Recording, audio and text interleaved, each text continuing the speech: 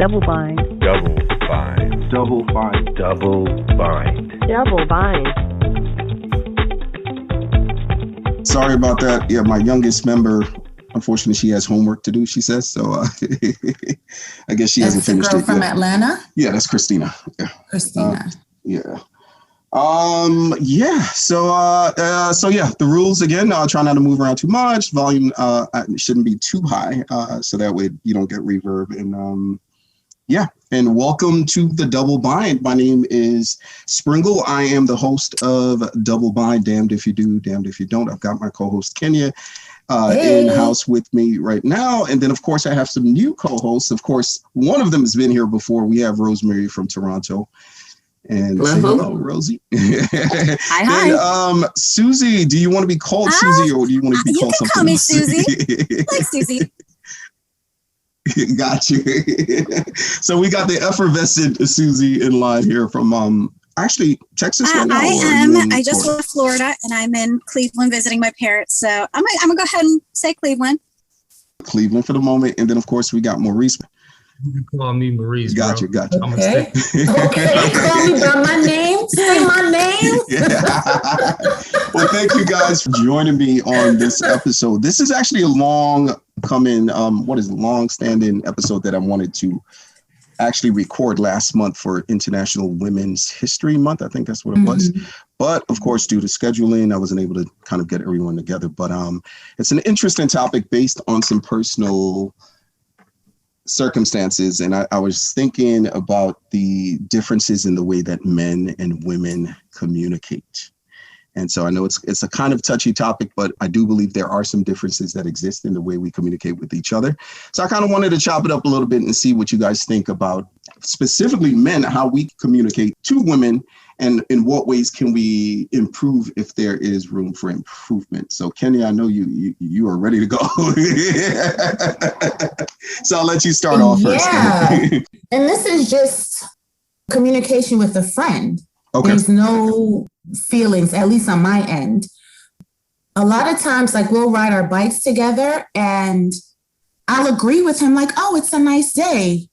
And I always feel like he thinks I'm arguing with him. And a lot of times in our basic conversations, I'd have to say to him, we are in agreement. We're saying the same thing, but just in a different way. And I'm like, what are you hearing? Is that something you get from him personally, or have you seen that similar behavior portrayed in other men you've come across? Or is that something unique to just him? I've noticed that in men that are interested in me, but I'm not interested in them. Oh, well, that kind of doesn't work, because if you're interested in a woman, you might want to listen. No, right. Suzy, am I wrong here? Like, Yeah, I mean, definitely. I mean, I guess it comes down to intention and the type of relationship that you have with whoever it is that you're dealing with. I mean, if you're with someone who wants something from you, then, I mean, I guess their communication style is going to be a lot different than someone who doesn't want something from you. Do you find that men, from your experiences in dealing with men, do you find that we have some areas where communication is a little awkward or a little more difficult for us, and you know, like with certain topics or certain situations? Have you kind of come across that in your own personal life? Well, I mean, yes. Where to start? Yeah, I mean, so I would say, like, I mean, if we're just talking about like with what Kenya's talking about, you know, like she's having these communication breakdowns with this guy who, you know, like he maybe likes her and she's not interested in him like that. And she's maybe feeling like more so like they're friends and that's all she wants. I think where the breakdown occurs is maybe in communicating what each person wants. Mm-hmm. Like for me, like I've had instances where, you know, just for me, like if I've wanted to be with a guy and that guy maybe didn't want to be with me, but we're like dating, we're seeing each other, and there's like a total breakdown of communication. And it's in the fact that like he wants something from me, I want something from him, but neither of us are willing to be honest about what it is that we want. Because, you know, like if I'm honest with him and say, you know, like this is what I want, I'm afraid if he doesn't want the same thing that I want, that relationship will end. And he's afraid that if he's honest with me, he's not going to get what he wants. When in reality, if that is just communicated, like you actually sit down and have like a real honest conversation with each other about what each person really wants, it's so much better, because if you don't want the same thing, there's really nothing to be afraid of. You can part ways and not waste your time. But Suzy, do you think that is kind of a part of emotional intelligence? Yeah, I mean, absolutely.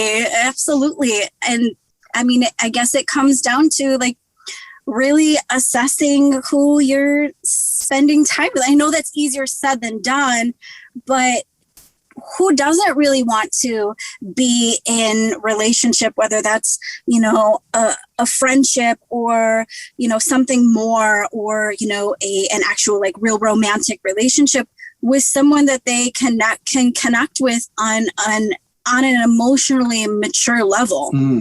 Rosemary, do you think in terms of emotional intelligence, do you find that I guess this is kind of pop culture leanings in terms of, you know, emotional intelligence, that most people tend to think of women as being more emotionally intelligent versus men. Right, or of naturally. course. Do you agree with that, or do you find that that's more of an individual thing? Yeah, we can also make a really good mac and cheese while we're being emotional about it. You know? Oh, wait a minute. Are you talking about Malcolm and Maurice? So, you know, I found myself very sensitive at a young age. If I couldn't have a meaningful conversation, I didn't know where to place you. I didn't know where to move on course. Really, I mean, I'm talking just basics, you know, like, you know, when it's your family, that's your family. It was very difficult for me. So when you talk about communication, I've always wanted to draw the more depth, and have been impacted where it was like, God, you're so deep. It's like, well, I can't liquefy, or what do they call it? Dilute myself. I need the substance. That's my mind food, you know? So when we talk about the breakdown of that communication, man, I remember this comedian I was watching, sorry, just sidebar, and he stutters. He has a stuttering issue. And he was saying how he overcame it. And now he does stand-up comedy, which I found amazing. And he says, it's held him back all his life from so many things. And he said, has anyone here ever wanted to say something and they didn't? And there's a lot of people in the panel put their hand up, and I thought, he said, oh, so you all stutter then. You know? Also, we hold back, like, and I agree with Suzy that definitely the intention has to be there in order to format the further action to what is going to be communicated. Because otherwise you're just flying on nothing, you know? On what ifs. Yeah. I agree with you, Rosemary. If I can't have like a basic conversation, or it feels like we're arguing all the time, I'm immediately turned off. Oh gosh. Immediately. Well, and the thing is, it's so difficult because I end up being almost like the therapist, the compassionate and the understanding, where I'm like holding back, right? Obviously, I'm not going to get upset, you know, because that sounds ridiculous. Like, I'm going to take my time. I understand where they're coming from. So through my growing phases of communication with the job that I do, to like talking to my parents, my parents, just period. Okay, just so that, you know, I found myself asking permission to ask questions. It's so important. Like, to your parents or in general? Just in general, you know, and then having the follow-up question. These are all learned things, you know. We learn from communicating, but we actually have to learn to communicate. Because perhaps whatever we picked up along the way isn't working for us.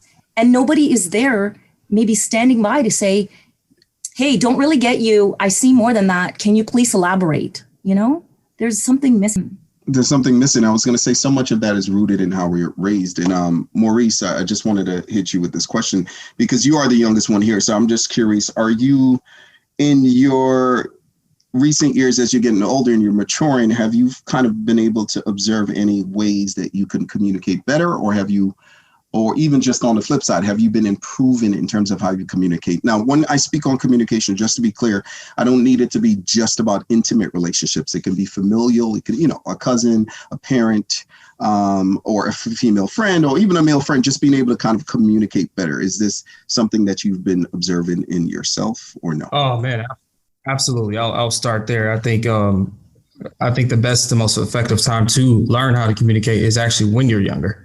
I will say that first of all. Secondly, to Rosemary's point about the end, like the person is having a firm understanding of where you are as a person. She stated about the comedian, but I find that I was able to connect with myself, probably my late 20s, just being connected with myself, and it showed me in what facets I could improve the way I communicate. What I mean by that is I don't use external sources to cover up or mask my deficiencies for communication. What I mean by that is like society will teach you how to communicate if you do not teach that to yourself. Sometimes young men, we communicate through not me per se, we communicate through our wallets, this facade of looking successful, throwing yourself at a woman from a standpoint of material things, buying her stuff or objectifying her. Unfortunately, that's how some of us communicate. However, I've learned in my 20s to kind of be that person where I'm in touch with myself and I'm understanding that emotional quotient that Kenya speaks about, how I'm affected by someone who's speaking to me, or how do I affect them? I needed to know what that looks like by learning it in myself so that I could wear it.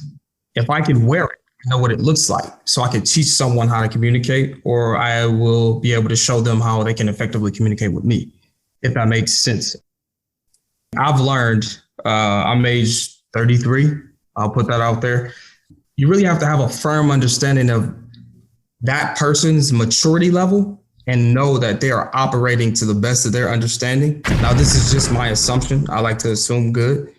And then that way I'm not bombarded or disappointed in the way they communicate, because there's several factors. The way people were raised, they probably had a harder life than me, or maybe not exposed to as much as me, or maybe exposed to more. So I don't go into communicating with a female or a friend with the expectation of this is how they should communicate with me. You have to meet someone where they are. That's the most effective way to communicate. Unfortunately, I do believe that there is a bar and a measure set now, not by men, but by women. On how what do you mean by that? I mean, for both parties to come together, whether it's friends, sister, brother, intimate relationship, you have to be vulnerable. You have to lift up the curtain, so to speak, and say, this is where I am. No words, like don't leave stones unturned. You know what I mean? These are things that men have to learn how to do. But well, that's the other thing. I agreed with you, Maurice, on that one. If I can just chime in, we're talking about men's maturity levels, and I'm happy at the age of 33. You speak very well. Thank you for using your words. Oh my God, so great. But, just in addition to you saying, the vulnerability, men don't know how to be vulnerable unless they've gone through something or some sort of experience in their life. You're only taught vulnerability to the age of maybe 8. And then after that, you're told to be a man. Don't cry. Absolutely. Don't do that. Be a man. Right. So then you've lost your sense of communication right there, because if knowing yourself is providing that communication, you don't know what you are anymore. You have to be something else. Sorry if I'm diving into a completely different section of that. No, this is all related. Without vulnerability, there's no exposure and there's no true communication. So I'll leave it to you, Maurice. Yeah, I'm sorry. That gives what I found probably maybe after age 25, because that's when things start to slow down, and I kind of looked at things for me. I have older brothers. I have a set of amazing parents. But honestly, a lot of my growth and communication has come with spending time with self. And there's a foundation there for me. So fortunately, I've had that. But with men who don't have a foundation, a lot of it is going to come from experience. There's no set time period other than what's defined by society. I'm really big on saying that because I think nonconformists are more effective. I think men should be more non-conforming when it comes to today's society because we don't have the background, and it depends on culture or it depends on the demographic you come up from. Me, I identify as a Black man who is more than that, but I know my upbringing and the environment that I've come through. I've found a balance. It starts with eliminating your ego. So I had to realize there's things I don't know. I don't communicate effectively like I feel. I don't say things I feel. So I needed to be vulnerable. So it gives me the opportunity to measure where I am and then know what that looks like. Me, I'm an actor and a writer. There's ways you can exercise these things, but the best thing you can do is ask questions. Yeah. Spend time with people. Get outside your comfort zone. Don't limit yourself to the environment. Yes. And I think that bodes well for a man like me. I don't consider myself a younger man. I just consider myself a man who knows how to communicate, knows how to intentfully say what he means. However, you have to measure who's in front of you, where they are, and what they're looking for. But how do you know where the other person is? Because a lot of times people don't talk about things that may be going on in their life. So how can you measure that? Yeah. You measure it by you present yourself as like I like saying it this way. I present myself as a mirror. I'm going to meet you where you are, but I'm going to share an experience from my life to break the. That's what I was going to say. You show up with your vulnerability first. Show up with your vulnerability, and it depends on if we're talking specifically to women, I may show up with maybe I'm extremely perceptive. So I may say, I like that you do this, but I noticed that you're apprehensive in this area. You know what? I'm like, I'll find a commonality, a common ground and say, can you share with me what motivates you to do this? Because I find that insecurities are not always necessarily deficiencies. They're just areas that are unfamiliar to people. Nice. Yeah. Well said. I like it. And Neil, we need someone who still has the ego and hasn't spent time with self on this talk. Yeah. That's what I'm thinking. We need someone less developed. This man is like, he's like 50 years past his actual age. I love it. Sorry, it's funny enough we're talking about ego. I wanted to throw this at Suzy. Suzy and I always have these little metaphysical, esoteric conversations about energy, vibration.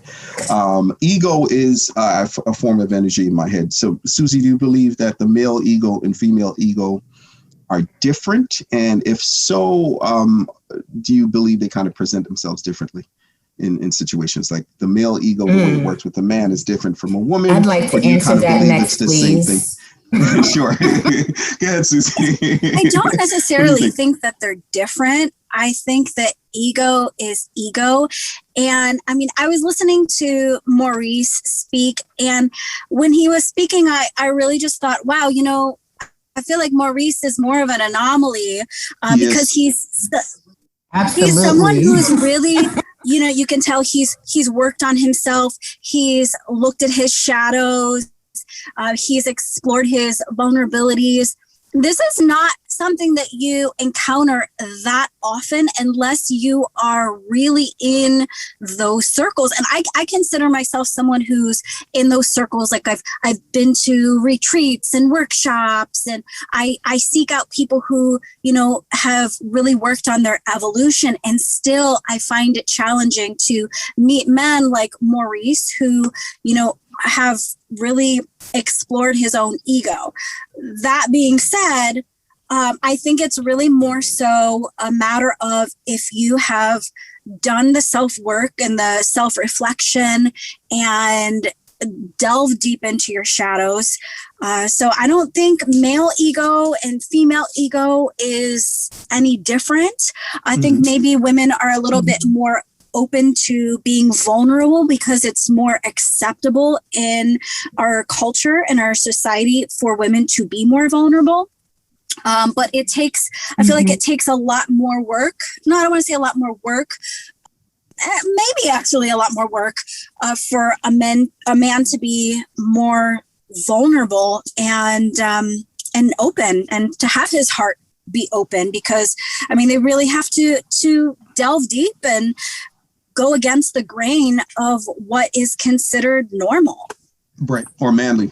Yeah, that's another topic. That's true. Yeah, because men have to be strong and tough, and they can't. And I guess in their eyes, it's like it's not cool to be vulnerable unless they're in a safe space. And that's what would be considered to some degree. Yeah, I think that's attributed to the eyes that are on them. I think what has happened now, and I'm not any different. I'm not better than anyone. I just decided that I wanted better. I like that. Right. My gosh. This is not a love connection. I didn't say it was a love connection. I'm just messing. Whoa, sir. Are you kidding? This is the date. Right. The virtual right date. on the fifth wheel, right? She hit it right on the nose when she said, it took a lot of work. And to my disgust, I found some things that I was hiding that I used to be ashamed of that actually are my power. But I was like, yo, this is not like I've been doing this thing wrong. You know what I mean? Like my brothers and I have the same conversation. I've learned from things that they have done, and my younger sister has told me some things. And it takes a lot for you to accept feedback. And that's the basis of communication, whether it is good or bad. When it comes to ego, though, I look at it like my ego is ineffective. I'll just use opposite sexes, opposite gender, with respect to fluidity, with respect to belief and everything. If you're attracted to someone or you are in this person's life for a reason, communication is the key to open that door and say, is this my friend? Is this my colleague? Are they both? Is this my love partner, my soulmate? Whatever the case is, it takes a culmination of ego. My ego is exercised when it's matched with the right persons. I think they're co-elements. I don't think it stands alone. For lack of a better words, I'll say, I don't think I'm any better alone than I am with a woman. I think I'm better with her because I attract a woman, so I'm better with the woman. Right. But separately, I have to be what I desire. You get what I'm saying? Like, be able to stand on your own or be an individual. Yes. So what I'm saying is I can't expect anything more out of you, Kenya, Suzy, and Rosemary than I do of myself. Like I should be able to do the things I expect of you. Right. I look at it as like Olympic circles. By yourself, you're okay, but together, you're more powerful. Yes. Well said. Well said. So I'm actually thinking about my parents here, and to some degree, because they are the old school traditional kind of parents. And I'm thinking about the ways, for example, if my mother wanted me to do something, right, versus asking me, this is when I kind of go back to the way women communicate versus men. Instead of being direct, right? One of the things that annoyed me, for example, instead of saying to me, can you take me to the supermarket on Thursday, right? At 4 p.m. This is how I would say it. Okay. She would say, well, are you busy? Am I busy right now? Am I busy next, tomorrow? Right. And I'll be like, she'll say tomorrow, which is Thursday. And I'll be like, okay, maybe, maybe not. And then she'll be like, well, what time do you think you might be coming back home? A part of me is beating my brain because I'm like, what exactly are you asking me? You know what I mean? And I find that is a way that I find a lot of the women around me, that's one of the ways they communicate. That's a little different from the way men, I consider men communicate. Not me. Not me. I'm direct. But I wanted to get back to your original point where the whole ego thing, I'm a very direct person. If I want something, I'm going to say, this is what I want, or I'm going to ask directly. And me personally, a lot of times I hear guys saying to me, I'm the man, I'm supposed to be in charge. And then my response will be, well, be in charge. If you were taking charge, then I wouldn't have to be leading. Kenya, I love it. I know that I'm an alpha female and I'm very direct, but then some people can't. They don't know what to do with that energy. And my mom was the same way. Instead of saying, hey, can you do X, Y, and Z? She would beat around the bush. So I feel like seeing that growing up, that kind of forced me to be an alpha female and say, instead of beating around the bush, hey, can you take me to the supermarket at 4 o'clock? just get straight to it. I don't have time to waste. Rosemary, you were about to say something. Absolutely. No, my mother does the same thing. I feel like sharing my calendar. Like, do you want my itinerary for the day? She'll do the same thing. What's your schedule? When are you coming home? Can I? And then I'm like, it's just easier if you tell me what you want. And I, yeah. And does your dad do the same thing as well, or no? No, my dad is so reclined. He's so relaxed. He wants to just serve. So he would always ask me what I want more than anything. Gotcha. Yeah. Suzy, what about you?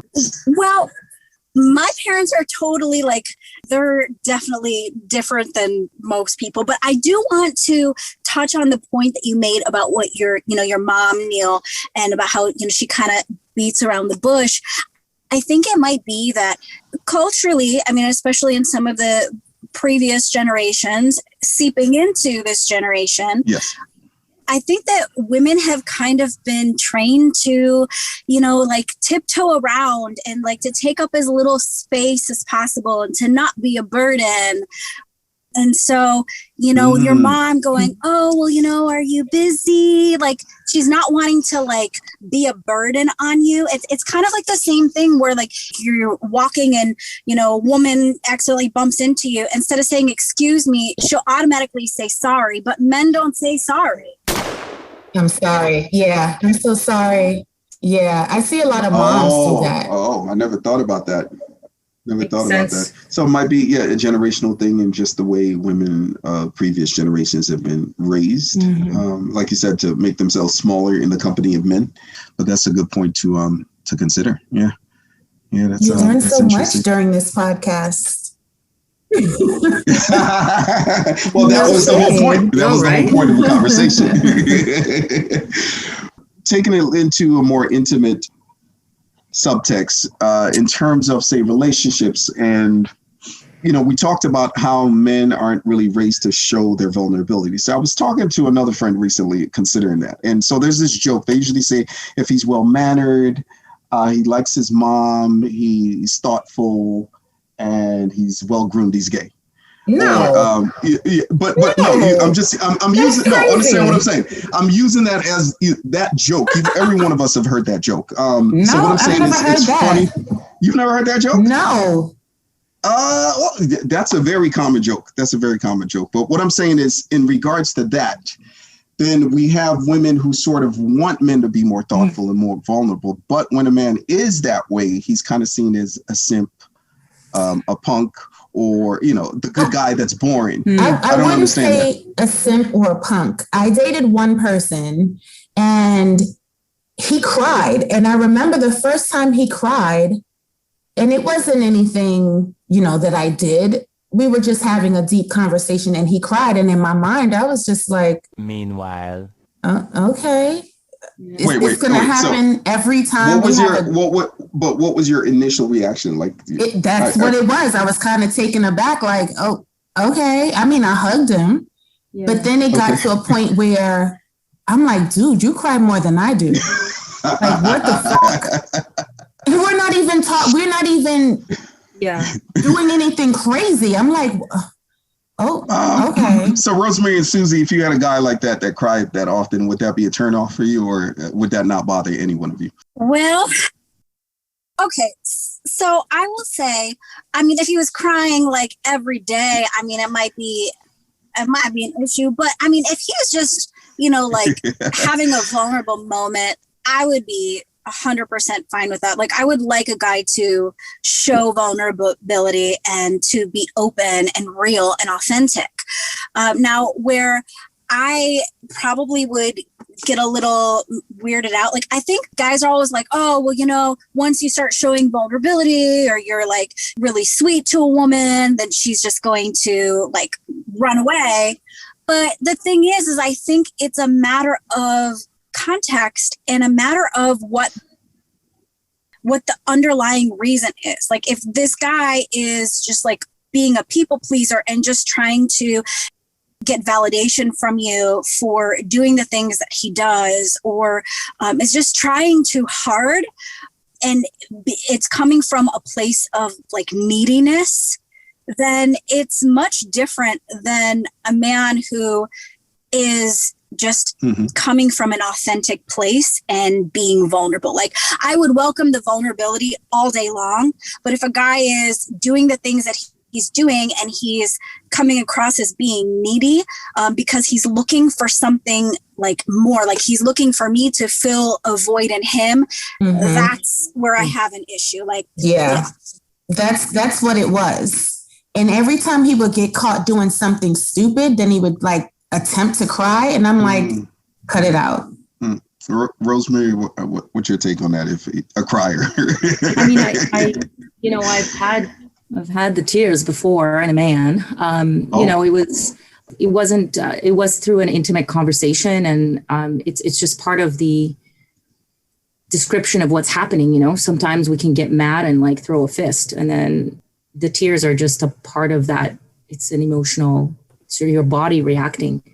When I'm going to talk about my female and male, the masculine, feminine in me, and it's not gender related. I'm very masculine in my personality. So I've recently got into my feminine, like, okay, be a little bit nicer and compassionate. You know, I'm very. So I've never even. You're Canadian. You're supposed to be nice. Sorry, I wasn't born here. I don't get that qualification, you know.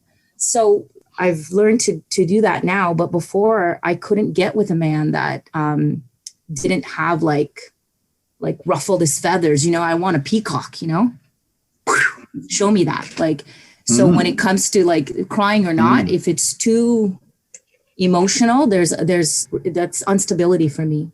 There's things that are undealt with, you know? And then if you cry, then I'm going in because I'm going to talk to you. We're going to have to reason this out and figure it out.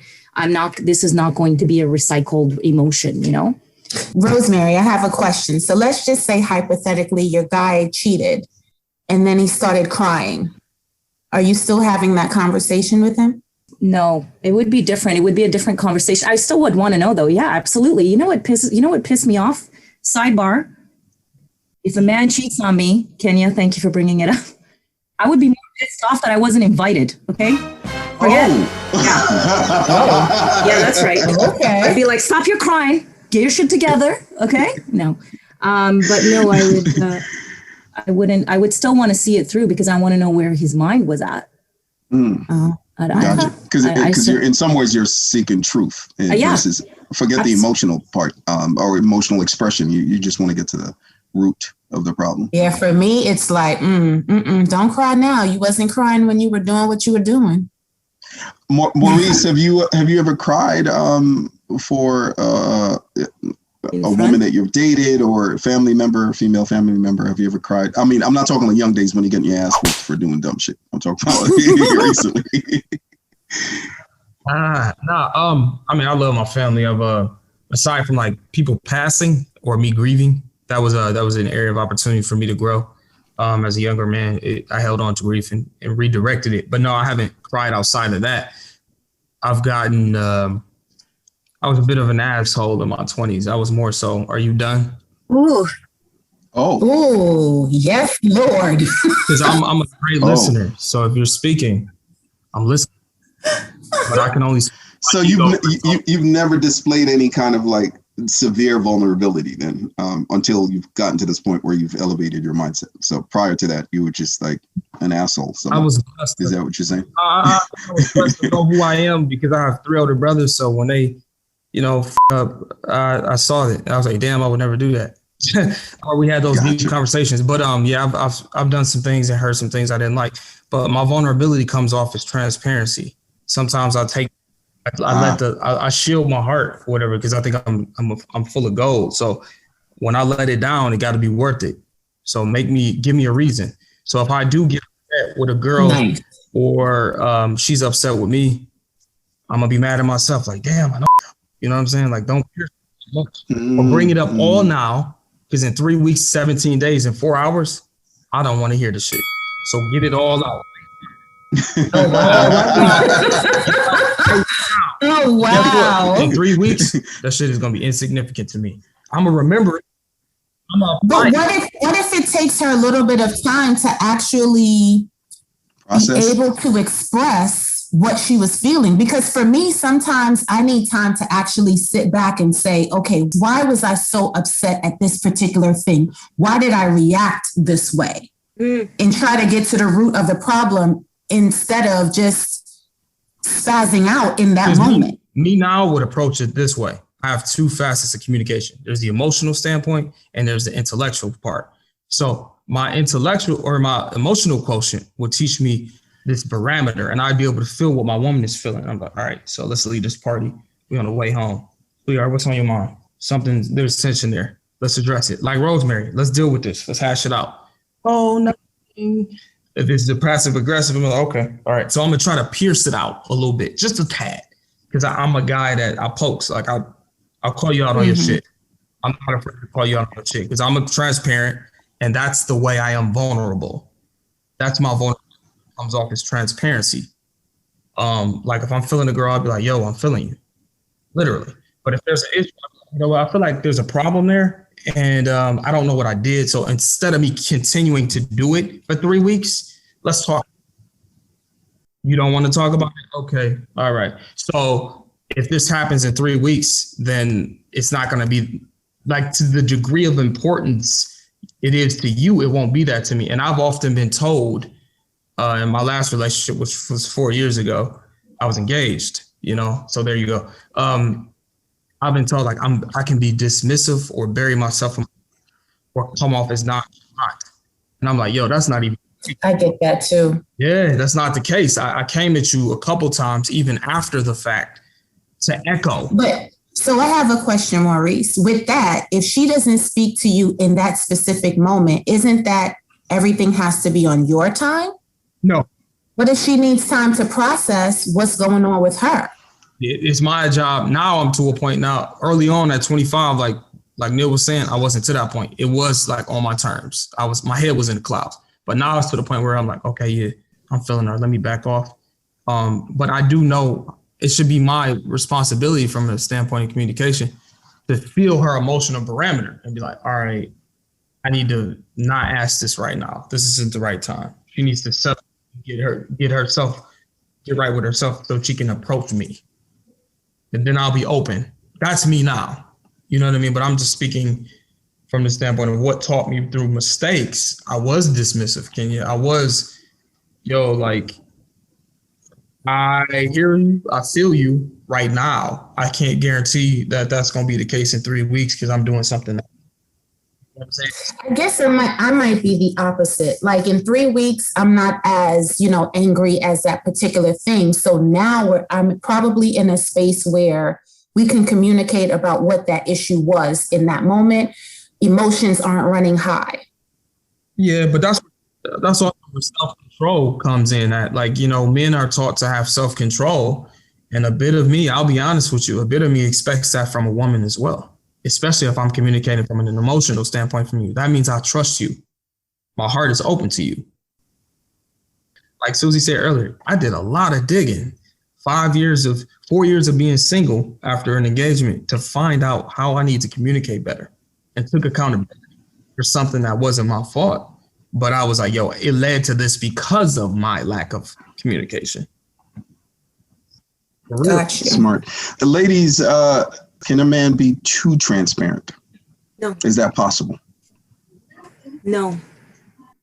I do believe, I'm thinking of my relationship with my boyfriend. We've been together for many years and we're transparent, but we're also transparent in a form I could share this, like where, sometimes something is yours. You can't be transparent all the time. Like, I'm not saying it's a lie. I just, you'll take some time to be transparent for some measure of things that are communicated, but definitely we're very transparent together. And I'm not only liking the idea, I'm actually living the idea and being that in the relationship that I'm in now. So I do appreciate it very much. And it's, show me you, cause we grow every day. And if that's not showing, we lose each other, absolutely. we could lose each other in that. in our own cloud, because it gives power to the other person in a sense of allowing them to make their choice based in truth. So when we were talking about transparency and everything, it made me think of this conversation that I learned. I was at a tantra retreat, and this conversation has actually really changed my life in terms of communication in relationships and also in terms of intimacy. And so basically the conversation is called the RBDSM conversation. It's a conversation that you have whenever you think that you're going to become intimate with someone, or you're leaning in the direction of maybe having sex with someone. And it stands for relationships, boundaries, desires, sexual health, and meaning. So how it goes is like you open up the conversation, you let them know, hey, I want to have this conversation with you, since it looks like we're kind of leaning towards maybe going in the direction of being intimate or having sex. Like, this conversation is about, learning about one another and what it is that we want. You ask them, hey, is this a good time to have the conversation? Would you want to have this conversation with me? And if they're in agreement, then you open it up and you say, okay, so the R stands for relationships. For me, I'm not in a relationship with anyone. Are you in a relationship with someone? And if they're like, no, then no. Okay, great. Like, do you have any agreements with anybody else? And if they're like, no, okay, then, we can proceed on to the next letter. But if they're like, well, yeah, I'm kind of dating someone. Okay. Are you in an actual relationship with them? Well, kind of, yeah. Well, what does that look like? Are you in an open relationship? Are you in a closed relationship? If they're like, well, we're in an open relationship. Okay, well, what does that mean? What kind of agreements do you have with that person? Like, if we were to become intimate, would you need to let them know ahead of time? Would you need to, have a discussion with them? Like, are you okay with, being intimate, or is that person okay with the two of you us being intimate? And you just find out what their agreements are with the other person. If they're like, well, I'm in a closed relationship and the agreement is that we don't have sex with other people, then it's like, okay, well, that's it. And then the conversation ends right there. I've actually been in that situation where, I've had, that conversation. The guy's like, well, I'm in a closed relationship. Okay, so are your agreements that you can have sex with other people then? No. Okay, well, I guess that's it. And then we didn't proceed. Oh. But sorry to interrupt, but some guys that I know could be having sex with other people and not be in a relationship. Right.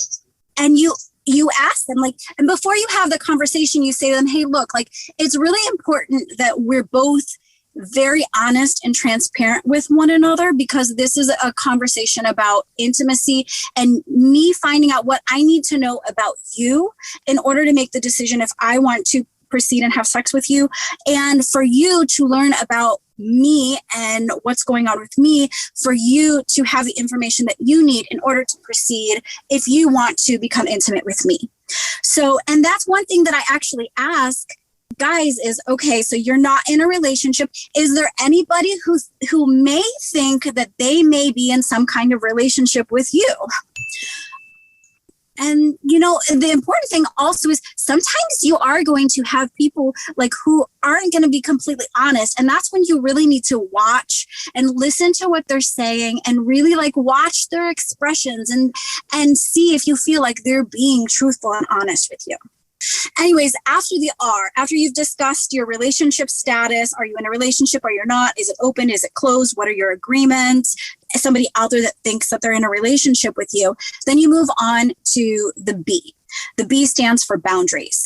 Okay, so if you and I were to become intimate, what are your boundaries? In that experience that we would have with one another, what is it that you do not want to do? And sometimes like people might be like, oh, well, I don't have any boundaries. Oh, you don't have any boundaries? Then I can shit on you? No, Wait, no, you can't. Is this a relationship or you guys are just about to have sex? No, this is before you have sex with someone. So you guys haven't established that you are exclusive. This is just, we're gonna go in, be intimate, and then, okay. Just need Yes, and clarity. we're going to get to that. We're going to get to that part of the conversation. So your boundaries are telling the other person what it is that you don't want and finding out what they don't want. So for instance, like for me, I don't want you to take any pictures. I don't want you to take any videos. If we're going to have an intimate experience, it's going to be right here in the present, in the moment, together with one another, nothing else. I don't want anything in my ass, whether it's a finger or a penis. I don't want that. So these are my boundaries. And so I'm going to tell you everything that I don't want if we were to be intimate in this particular situation. And then you ask the other person what are their boundaries, and they tell you what they don't want in that encounter. So then once you're finished discussing what you don't want, then you talk about what you do want, your desires. So what is it that you would want to experience? Like, what do you like? What are your fantasies? Maybe you like some BDSM. Maybe you like, maybe you want to have a threesome. Orgasm. Choking. Hey, whatever it is that you like, you having like a very vulnerable conversation. Like, this is what I want. Like, for me, I like the man to be more assertive in the bedroom. Like, I like a man who's a little bit more dominant. And that's when you say, that's what I want. Then you ask the other person, what is it that you want? What do you like? What do you want to experience? And then they tell you. And then after you've had that part of the conversation, then you move on to the S, which stands for sexual health. Sexual health, this is where you say, you tell the person, okay, so the last time I was tested was, I don't know, like a year ago, and these were the results of my my test. This is what came up. I have this. I don't have this. I use condoms. I do not use condoms. I'm on birth control. I'm not on birth control. Again, this is like, you have to be very honest with the person, because you are, in fact, letting the other person know what they need to know in order for them to make an informed decision of whether they want to move forward with you, and same with them. Like, you need to stress, like, that this is where they need to be very honest and transparent, because not only are you learning what you need to know about the person, but you're also like building a bond with the other person in order to like it is building a bond when you're having this conversation, because it is being very vulnerable with one another. So after you talk about sexual health, then the last letter is M, which stands for meaning. So if you and I were to become intimate and we were to have sex with one another, what does this mean to you? What is it that you are looking for from me? For me, like, if I were to have this conversation today, I'm not looking for a one-night stand. I'm not necessarily wanting you to be my boyfriend either. I'm looking for someone that is going to be my lover. So I want someone that I can spend time with, enjoy his company, and maybe do some fun activities with, and also have amazing sex with that person, and it not be like a one-time thing, and to have like a real connection. And then you ask the other person, like, what is it that you're looking for from me in this encounter? And then you also talk about aftercare. So like, after we have sex, what is it that you want? Like, do you need me to text you? Do you want me to call you? Do you want to cuddle? Do you not want to cuddle? Absolutely Stay no. on the other side of the bed. I want you to stay on the other side of the bed. Do you want the person to like, do you want to like stay the night? Do you want the other person to get dressed and leave because you don't want to like have that kind of like intimacy with someone? Like, you're just looking for, one night stand. So like, I don't want you to stay. Do you want the person to stay and the next morning have breakfast together and hang out? Nope. And then, you for this question though, I would actually recommend asking them what it is that they want first, and then telling them what it is that you want. Because, sometimes people can, cater their answer to what your answer is. Yes. So yes. I would suggest asking the other person what it is that they're looking for, what this encounter means to them, and, what kind of aftercare that they want from you. after you hear what they say, then you tell them what it is that you are looking for. I promise you, like, you feel so much closer to the person having had this vulnerable conversation. And then simultaneously, you now know everything that you need to know in order to be intimate with them and not have to worry about anything. And some people may argue like, oh, well, it's not spontaneous, but actually it allows you to be a lot more spontaneous because of the fact that now you know everything you need to know. There's nothing lingering. There's no questions. You now know if the person's in a relationship with someone, what their sexual health is, what they want from you, what their boundaries are, what they want in the bedroom. Everything is right there. And you can now make an informed decision of, do I want to proceed and move forward with this person? Do I think that this person is emotionally mature enough to have a sexual encounter with this person? Like, you're really empowering yourself and the other person in just having this conversation. Rosemary, something tells me you have something on the tip of your tongue. Oh gosh, no, I love it, Suzy, and it I love the idea, and it made me think about, like, you're basically stepping up the slate, really, right? You're not starting off from nothing. You've created start point, and it takes a lot from someone to do that, because our body's communicating, and we need to know where we are, where our foundation is together. It made me think about the consent app that kids have. Like, what's the consent app? I'm not familiar. Just so that you don't say someone like took advantage of you, that both parties consent to the sexual act together. So this is kind of like oh my God, it's insane. I never looked it up like further than what I've known that it exists. But I thought, oh my God, like, if this was available for everybody, what you're mentioning, Suzy, it would give us, like, I think about all the experiences I've had in my past, like, oh my God, I had one guy do that. Oh God. And then there's this one, if there was meaning behind everything in that way, it would be, well, it would have been lots of fun and excitement. But I'm going to do that with my boyfriend now. Suzy, send me the list. And the beautiful thing about this conversation, though, is you can have it at any stage. Like, it's not just a conversation that you have before you ever have sex with someone for the first time. You have it then, and then you can also have it whenever you want, as kind of like a check-in point. Right. Mm-hmm.